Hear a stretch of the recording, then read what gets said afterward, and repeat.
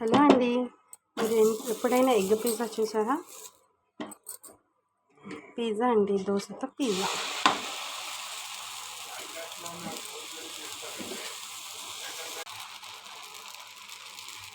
దీని మీద ఎగ్ వేసుకుందాం.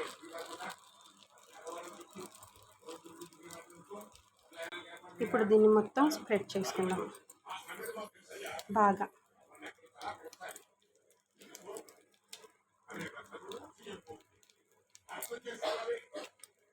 ఇలాగ మొత్తం ఎగ్ని స్ప్రెడ్ చేసుకున్న తర్వాత కొంచెం కారం, మా ఇంట్లో మా పిల్లలకి ఇలాగే పిజ్జా దోశ వేస్తానండి.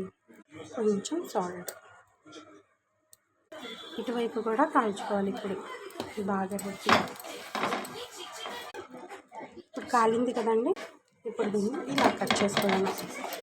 ఇప్పుడు కటింగ్ అయిపోయిందండి.